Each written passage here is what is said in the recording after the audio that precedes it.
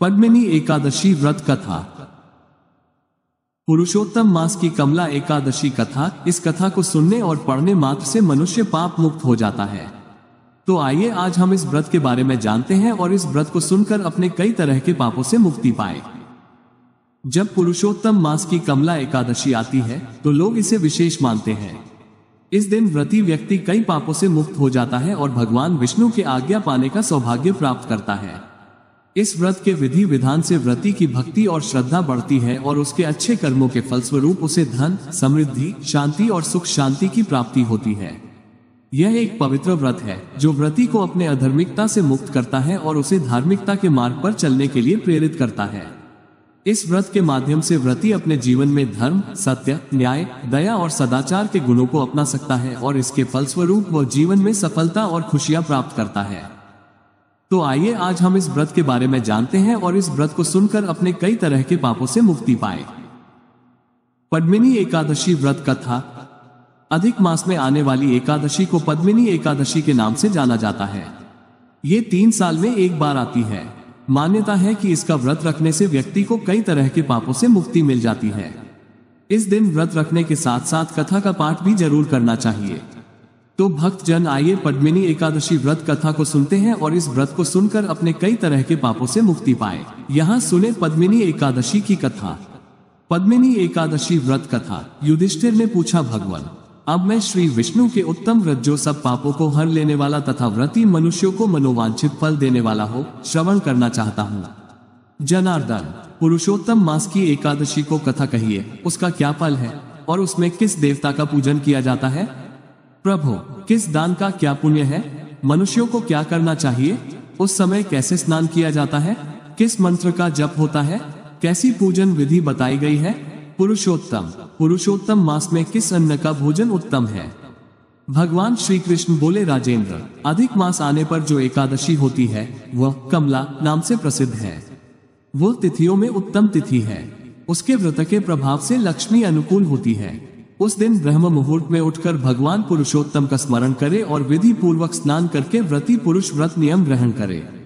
घर पर जप करने का 1 गुना, नदी के तट पर दूना, गौशाला में सहस्र गुना, अग्निहोत्र गृह में 1100 गुना, शिव के क्षेत्रों में, तीर्थों में, देवताओं के निकट तथा तुलसी के समीप और भगवान विष्णु के निकट अनंत गुना फल होता है।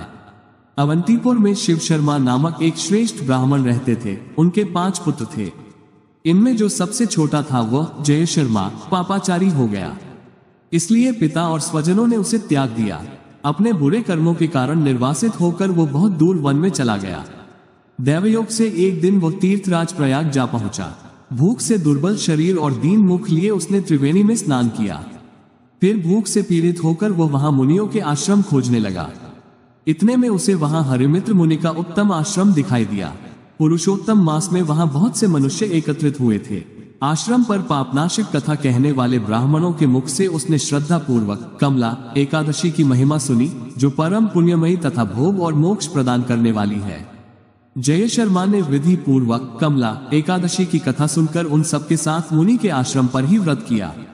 जब आधी रात हुई तो भगवती लक्ष्मी उसके पास आकर बोली, ब्राह्मण, इस समय कमल एकादशी व्रत के प्रभाव से मैं तुम पर बहुत प्रसन्न हूँ और देवाधिदेव श्रीहरि की आज्ञा पाकर बैकुंठ धाम से आई हूँ। मैं तुम्हें वर दूंगी।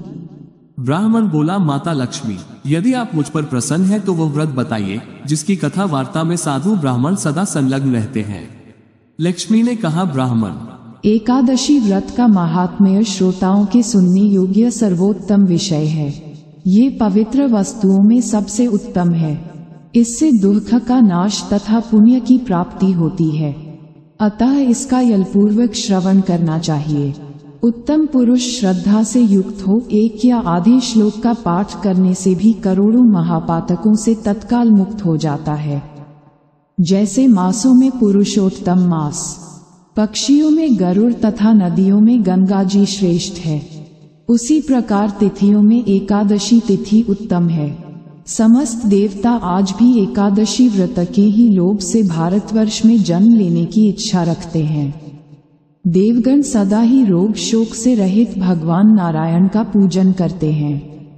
जो लोग मेरे प्रभु भगवान नारायण के नाम का सदा भक्ति पूर्वक जप करते हैं, उनकी ब्रह्मा आदि देवता सर्वदा पूजा करते हैं। जो लोग श्रीहरि के नाम जप में संलग्न हैं, उनकी लीला कथाओं के कीर्तन में तत्पर है तथा निरंतर श्रीहरि की पूजा में ही प्रवृत्त रहते हैं, वे मनुष्य कलियुग में कृतार्थ है। यदि दिन में एकादशी और द्वादशी हो तथा रात्रि बीतते बीतते त्रयोदशी आ जाए तो उस त्रयोदशी के पारण में 100 यज्ञों का फल प्राप्त होता है।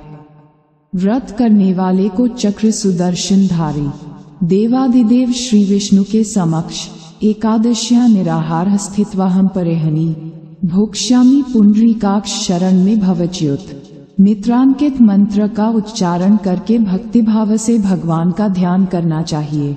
इससे भगवान श्रीहरि संतुष्ट होते हैं। इस मंत्र का अर्थ है, हे भगवान, मैं एकादशी के दिन व्रत रखकर द्वादशी के दिन व्रत का पारण करूंगा। मुझे आप अपनी शरण प्रदान करें। तत्पश्चात व्रत करने वाला मनुष्य मन और इंद्रियों को वश में करके गीत, वाद्य, नृत्य और पुराण पाठ आदि के द्वारा रात्रि में भगवान के समक्ष जागरण करें। फिर द्वादशी के दिन उठकर स्नान के पश्चात जितेंद्रिय भाव से विधि पूर्वक श्री विष्णु की पूजा करें। एकादशी को पंचामृत से जनार्दन को नहलाकर द्वादशी को केवल दूध में स्नान कराने से श्रीहरि का सायुज्य प्राप्त होता है। पूजा करके भगवान से इस प्रकार प्रार्थना करें, अज्ञानतिमिराधस्य व्रतेनानन केशव प्रसीद सुमुखो भूत्वा ज्ञान दृष्टि प्रदो भव। केशव, मैं अज्ञान रूपी रतौंधी से अंधा हो गया हूँ। आप इस व्रत से प्रसन्न हो और प्रसन्न होकर मुझे ज्ञान दृष्टि प्रदान करें। इस प्रकार देवताओं के स्वामी देवाधिदेव भगवान गदाधर से निवेदन करके भक्तिपूर्वक ब्राह्मणों को भोजन कराए तथा उन्हें दक्षिणा दे। उसके बाद भगवान नारायण के शरणागत होकर बलिवैश्वदेव की विधि से पंचमहायज्ञों का अनुष्ठान करके स्वयं मौन हो अपने बंधु बांधवों के साथ भोजन करें। इस प्रकार जो शुद्ध भाव से पुण्यमय एकादशी का व्रत करता है, वह पुनरावृत्ति से रहित वैकुंठ धाम को प्राप्त होता है। भगवान श्री कृष्ण कहते हैं, राजन, ऐसा कहकर लक्ष्मी देवी उस ब्राह्मण को वरदान देकर अंतर्धान हो गई। फिर वो ब्राह्मण भी धनी होकर पिता के घर पर आ गया। इस प्रकार जो कमला एकादशी का उत्तम व्रत करता है तथा एकादशी के दिन इसका महात्म्य सुनता है, वो सब पापों से मुक्त हो जाता है। पुरुषोत्तम मास की कमला एकादशी कथा की खासियत यह है कि इसका सुनना और पढ़ना ही पापों से मुक्ति का मार्ग है। इस व्रत की महिमा को जानकर हम सभी को इसे अपने जीवन में अमल करना चाहिए। इस विशेष पर्व को निरंतर ध्यान में रखते हुए हम सभी भगवान विष्णु के आदेशों का पालन करके धार्मिकता, सत्यनिष्ठा और पवित्रता के मार्ग पर चलने का संकल्प लेते हैं। इस व्रत की विधि विधान को जानकर आप भी अपने जीवन में इसे शामिल कर सकते हैं और अधर्म, अज्ञानता और पापों से मुक्ति प्राप्त कर सकते हैं। इस पवित्र पर्व को ध्यान में रखते हुए आप अपने मन, वचन और कर्म से सदा धार्मिकता का पालन करें और भगवान के भक्ति में आनंद लें। आप सभी से अनुरोध है कि इस विशेष पवित्र पर्व की कथा को अपने परिवार और मित्रों के साथ शेयर करें ताकि और भी लोग इस व्रत की महिमा का ज्ञान प्राप्त कर सकें। आप हमारे YouTube channel Shiv Shakti TV को लाइक, शेयर और सब्सक्राइब करें ताकि हम आपको और भी धार्मिक और मानवीय मुद्दों पर जानकारी प्रदान कर सकें। धन्यवाद।